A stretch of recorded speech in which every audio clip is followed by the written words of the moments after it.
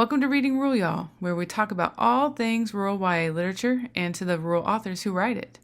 I'm your host, Dr. Shay Parton, and I'm excited to talk to you about today's topic at hand.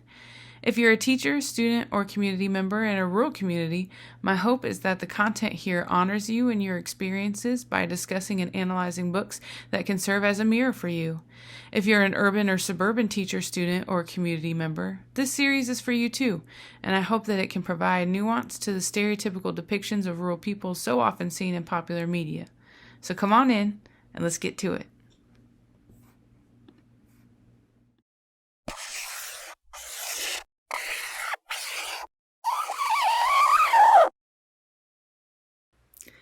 Hey, and welcome to a very special beginning of a very special series. Over the next few weeks, I'm going to be talking about the story Fate for a Cat by Allison Strange of Lawndale, North Carolina, who is this year's winner of the Literacy in Place Rural Teen Writing Contest. Yay! Before I talk about her fabulous story, though, I wanted to talk a little bit about the contest and explain where it came from and why I started it and what I hope it'll do and all that stuff. I'll be joined by some writer friends who lended their voices early on in the process and accompanied by the voices of other rural writers through their contributions to Nora Shalloway Carpenter's edited collection, Rural Voices, 15 Authors Challenge Assumptions About Small Town America. I've done a series on that collection already, so if you haven't checked it out, let me suggest that you do. And if you haven't read that collection yet, let me suggest that you do that too and remedy that as soon as you can. And I just want to say that I'm so grateful for every single one of these humans that will be featured in the show today, for supporting the contest, for writing and honoring rural people and places, and for showing all of their joys and bumps and bruises and all, showing kids like me that rural stories are worth telling and that rural perspectives matter. That's so important, and I feel like I don't say it enough, so I just wanted to say thank you to the writer voices that are going to join me today, and thank you to Allison Strange for submitting her story to the contest.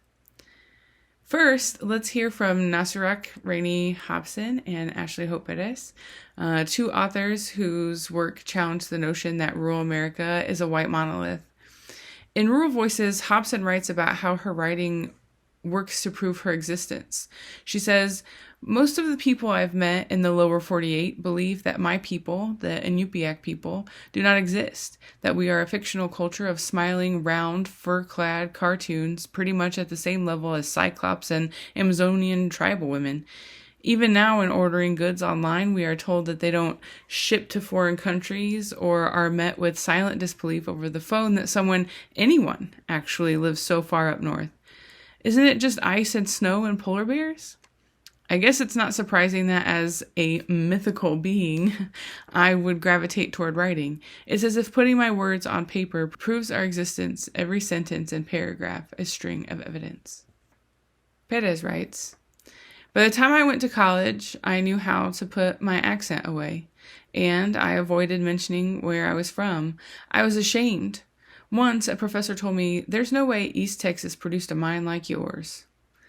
Then I found the lovely lyrical novel House of Breath by William Goyen, which is essentially a love song to the particular part of the piney woods where I grew up. That book was beautiful and so very full of the world of my childhood. It showed me that where I was from could matter in literature." In a similar way to Hobson, Perez describes the way literature can prove that we are and that who we are is worth being, that the pressure to unlearn our language varieties and suppress who we are, dropping it at the door of every classroom and every sub/urban place, isn't necessary because there is beauty in our places, in our languages, in ourselves. Pedro Hoffmeister also spoke to this in his message to writers who might be thinking of submitting to the contest. Hi, my name's Pedro Hoffmeister, and I'm an author. And I think it's important to include rural spaces and rural characters in my books because it's an opportunity to challenge assumptions It's an opportunity to combat stereotyping. Rural spaces are often simplified in media. Rural characters are often stereotyped or simplified or typecasted. And I think it's really important to understand that there's depth and complexity anywhere in the world, whether it's a city or it's a ranch or it's a small town or it's a desert. It doesn't matter. There's complexity to be mined there. And to write about rural spaces and rural peoples, that's an opportunity for us to look at something that's sometimes marginalized in mainstream media. So this is an opportunity to develop the larger fabric of the United States. Like all of these writers describe, there is nuance and complexity in rural stories. And we don't see those when majoritarian, metrocentric, and urban normative America tells our stories. We need to tell them ourselves. In his Rural Voices note, David Bowles writes of Gloria Anzaldúa, describing how powerful it is to feel seen in who you are as a rural person of intersectional identities in a book. He writes, Gloria Anzaldúa, a queer Chicana philosopher, also from the Rio Grande Valley, helped him understand that, quote, I wasn't alone in feeling divided. Gloria called that in-between place I found myself in Napantla, an Aztec word that meant the middle. I felt seen. It made the solitude easier to bear. I hope you have found something like that in these pages. He then describes the hope that he has provided the same opportunity to the readers of Rural Voices. In doing so, he demonstrates the power of being a rural writer and the important connections that writers can provide to rural readers. Just like Anzaldúa helped David Bowles feel seen, he hopes that he has done the same along with the other authors in the collection, provided a space where other rural folks can also be seen. Shay Karras, who has an awesome name and is a fellow Hoosier, wrote about the existence of prejudice everywhere and that rural places aren't the only spaces where people are ugly to one another. In her Rural Voices author note, Karras says, the prevailing view on small towns seems to be that if you're rural, you can't be intelligent or cultured or unique. Totally wrong. A good deal of the kids I grew up with were smart, kind, and singular people. My town was better known for its arts and academics than sports, though the one time we did win sectional, it was a much bigger deal than our academic teams conquering state yet again. The prejudice I faced growing up wasn't because I was smart, but because I was different, which I eventually embraced and learned to love. Growing up, I didn't appreciate my hometown as much as I do now. I've also learned that prejudice isn't an exclusively small-town thing. It's an ignorance thing, and ignorance doesn't have a zip code. Her experience with academics, arts, and sports is pretty similar to my own, and those experiences led her to share a video about the importance of rural writers and rural stories to encourage and inspire young rural writers to submit to the contest. So here she is. Though it's never been meant as an insult, one of my favorite things to hear is, wow, you're so articulate. I never would have thought you came from a small town. That's why we need rural writers. We need your voices. It doesn't matter what you're writing about. If you're writing about your rural settings, if you're writing about your experiences elsewhere, if you're writing about unicorns or vampires or teens having heartache in the big city, still, we need your perspective. We need rural writers. Like Shay, Monica Rowe points to the incomplete stereotypes and assumptions that people make of rural people. In her author's note in Rural Voices, she wrote, "You don't seem like you're from a rural place. I hear it all the time, and I'm still not sure what it means. I suppose there is a societal value placed upon places, a sense that bigger is better, a default assumption that small towns must only breed small minds. Nonsense. Small minds exist in all sorts of spaces, as do minds that hunger to be fed, to seek, to expand. I'm weary of the idea that the only guiding star a kid from the middle of nowhere needs or should want is one leading somewhere that really matters. I challenge anyone who truly believes this to consider whether their own mind might have a few narrow spaces in need of a bit of expansion. So again, like Shea Harris, acknowledging that small spaces aren't the only places where narrow-mindedness exists.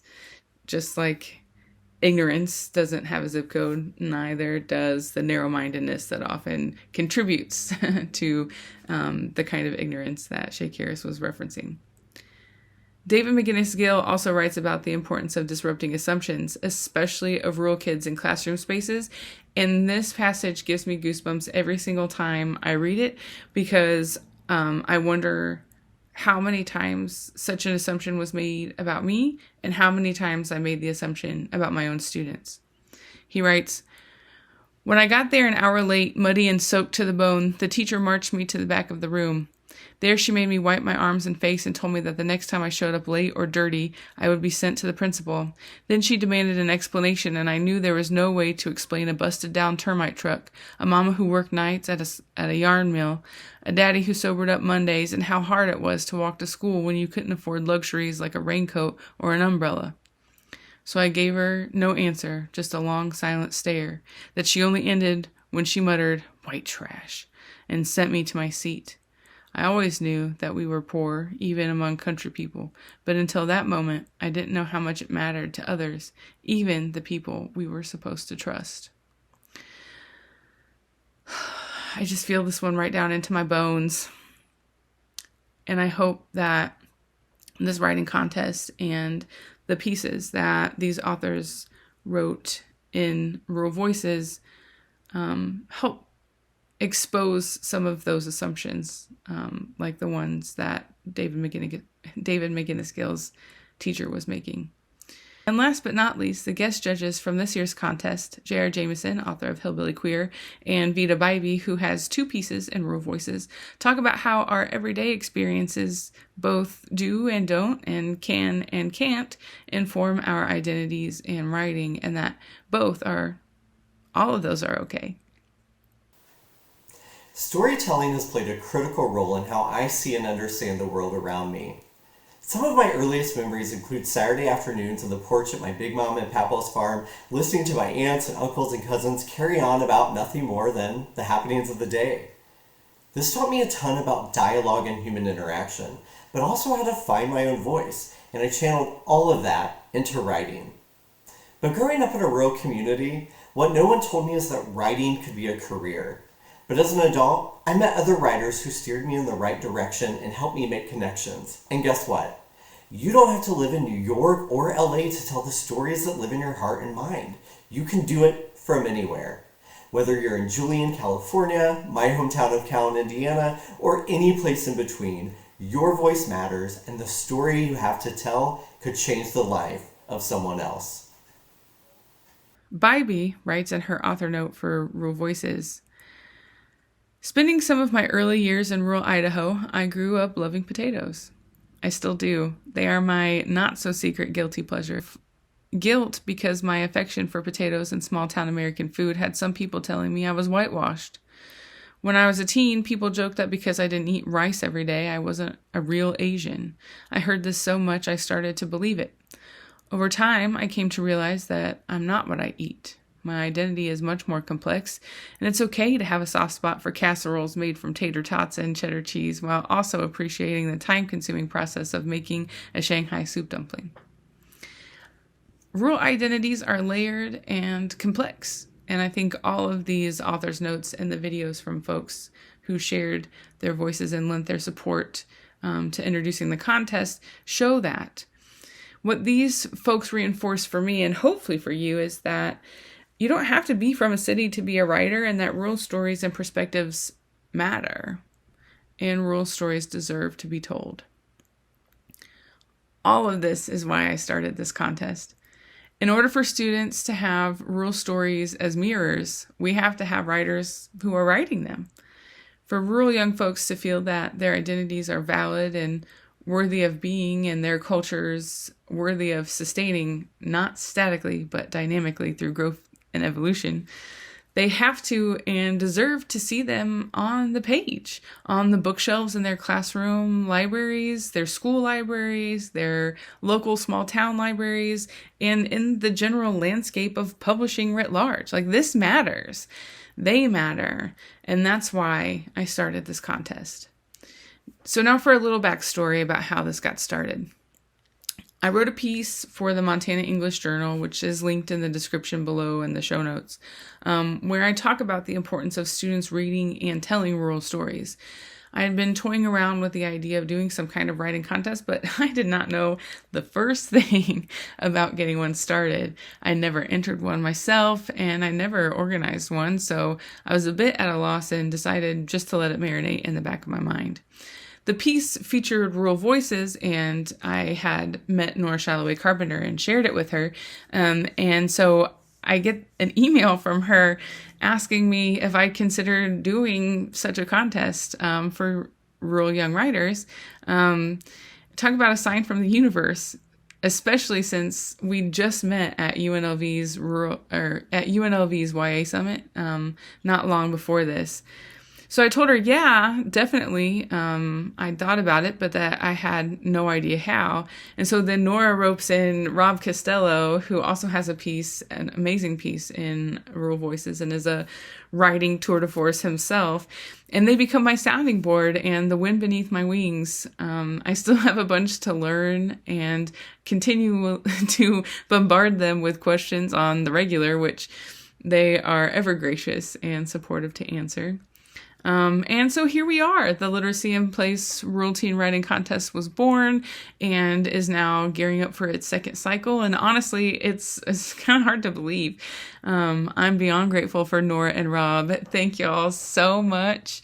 Without them, I know that this idea'd still be marinating. One of the other things that's important to consider before we get to Allison's story and the rest of the series that's to come is that I come from a particular teaching tradition, which I learned a little bit late in the game, but I'm still super grateful that I did learn it, and I will never teach another way. In one of my last years of coursework at UT Austin, I had the amazing opportunity to attend the Heart of Texas Writing Project and learn from Deb Kelt and Randy Bomer, who are amazing teachers and absolutely #teaching goals. There, I learned to use critical pedagogies within the context of writing workshop and to see, appreciate, and celebrate the assets that students bring to their writing and recognize the importance of honoring their stories. Thanks, Deb. You are an absolute gift. And Austin area rural and non-rural teachers, if you have the opportunity, I beseech you to participate in the Summer Institute. It's a life-changing event, and that is absolutely not hyperbole in the least.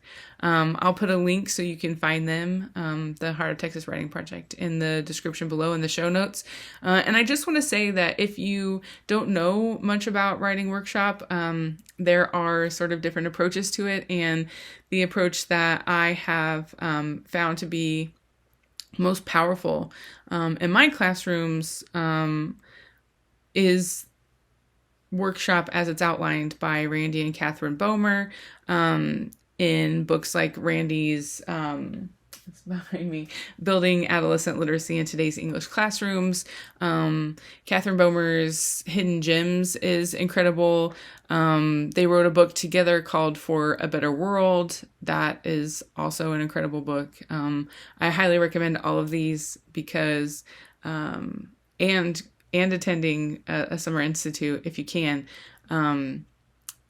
because it just completely revolutionized the way that I thought about teaching writing, the way I thought about the writers in my classroom. And so I'll put links to all of that stuff in here, but I just wanted to let you know that that's where I'm coming from in terms of writing pedagogy, because it's a huge influence on why I'm even doing this series over Allison's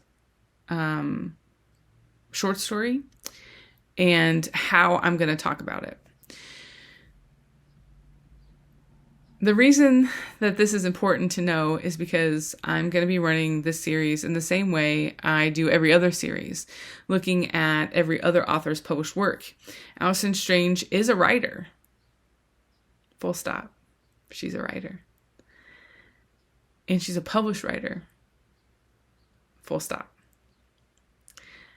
And what a great author name is Allison Strange. Can we just talk about that for a second? Like, amazing. She is made for publishing. And that's how I position myself in relation to her work. She is a writer just like I am a writer, just like all of the other writers that I have talked to on this podcast are writers. I don't see her as, I know that she's a young person, but I don't look at her with the same sort of deficit ideas that often come with when adults think about and talk to young people. So that's another foundation of my approach to this. The youth lens that Sophia Saragianides and Rob Patrone and Mark Lewis work to build, and the work of Nancy Liskow. Like, I see adolescence as a cultural construct that is often constructed in deficit ways, and I want to actively challenge and disrupt that through the way that I engage with Allison Strange, her story, and herself in the author interview. So with this understanding, all of that, the rest of this series is going to be the same as the others. Episode 1 will be a summary and analysis of Fate for a Cat, Allison Strange's story, with a reading selection, which is like almost always my favorite part of that episode. Episode 2 will discuss how I would teach her story in my classroom, because I absolutely would. And episode 3 will be an interview with the author herself. We've got that scheduled for this Friday, so I'm super excited for that. And I hope y'all are too. If you haven't had a chance to read Fate for a Cat, it's linked in the description and show notes. It's excellent, so please definitely check it out before moving forward with the series. And one last thing before I go. The submission portal for the second cycle of the contest will open July 1st of this year and close December 1st of this year. The theme is Eat, Dance, and Be Rural, celebrating diverse rural cultures. And I'm hoping that folks from all intersectional backgrounds will submit fiction, nonfiction, and or poetry pieces. So whatever your rural identity, whatever your rural story or perspective, please, please, please know that we value it and would love to see it. Guest judges for this cycle are Kaylin Bayron, author of the Whippoorwill Award-winning This Poison Heart. Pedro Hoffmeister, whose book Too Shattered for Mending is one of my favorite books of all time and one of the most complex representations of rural people and places I've ever read.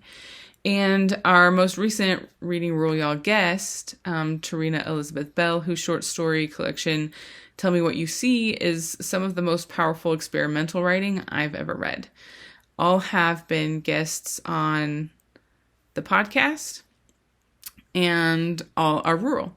So, and they all, at least as part of their work, their body of work, they all tell rural stories.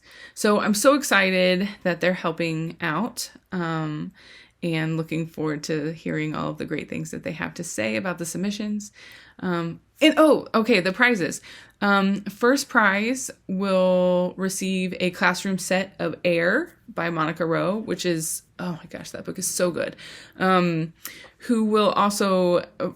Rowe will also virtually visit their English class or school library to lead sort of a writing workshop, as well as the writers will get publication on Literacy in Place, just like they did the last cycle of the contest, and a series like this one to talk about their work. Second place will receive a signed copy of a book by our judges, publication on Literacy in Place, and a guest interview on the podcast. And I'm hoping to get that set up with this year's runner-up, Kevin Evilsizer, soon. So keep an eye out for that interview with him. I can't wait to see all the submissions we get this year. So if you're a rural teen writer, please send us your short stories, your graphic short stories, your narrative nonfiction, your essays, your memoirs, your poetry. Whatever it is that you enjoy writing and however it is you want to tell your story, please send it to us. Please. We want to read it and we want to celebrate it. If you're a rural ELA teacher or librarian, please encourage the rural young folks in your life to tell their stories and to send them in.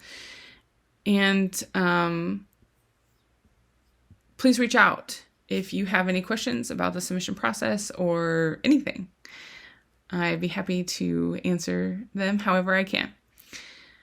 Okay, I think that's everything. And it was a lot. I'll see y'all next time, where I'll be giving a reading, summary, and analysis of Allison Strange's Fade for a Cat. Yay! Well, I hope y'all enjoyed this week's episode.